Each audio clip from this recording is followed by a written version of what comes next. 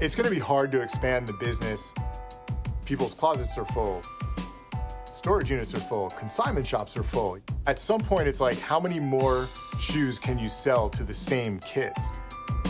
You know, I own a store, so I just see people coming in that last year weren't shopping for sneakers at all, you know what I mean? So I think it's just going to keep growing and growing.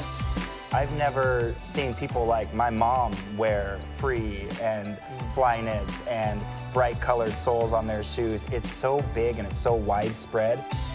The people that aren't necessarily in the sneaker game, that I think that the future is definitely happening in front of us. If you open up the Chinese market, if you figure out India, the trick is selling to different people, not selling similar products to the same people. Recently, with the popularity of sneaker culture, it's really obvious now that you have all these high-end companies that are doing sneakers that they've never done before. Rich people walk into Gucci and buy Gucci sneakers because they have Gucci sneakers. Not because they automatically were like, oh my God, they're the most amazing sneakers. They were like, okay, we have sneakers for us. I like it. It provides an opportunity for some sneaker enthusiasts to evolve. It's our generation getting older to where, you know, some of these dudes, we don't want to shop where the 17-year-old kid shops, but we still want to show them that we have sneakers.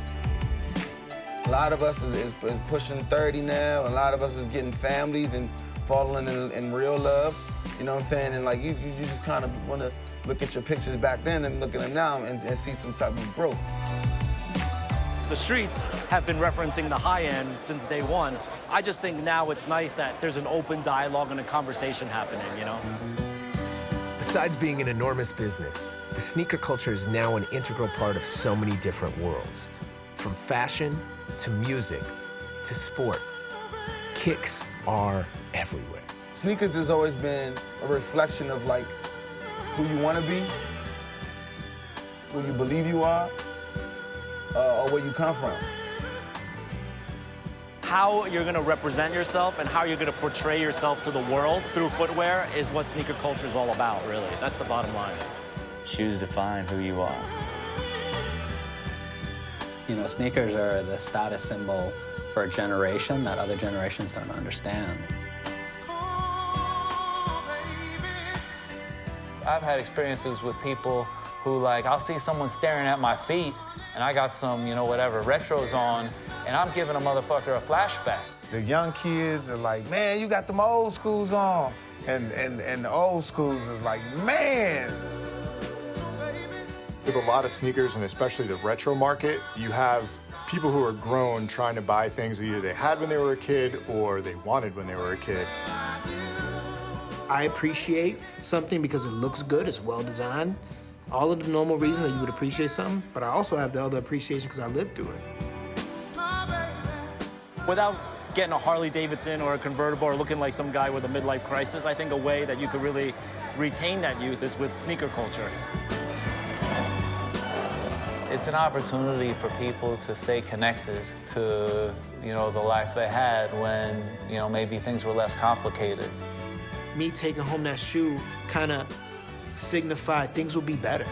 You know what I mean? My moms and my pops ain't getting along, they ain't together, and I'm living in the hood, I'm in the worst part of the city, in the worst part of times, you know, late 80s, and this was like a beacon of hope. A lot of us who fell in love with sneakers at one point we're getting to an age where you're just like, fuck, I can't wear a pair of wingtips. And so that love of, you know, sneakers it's gonna stay with a generation all the way.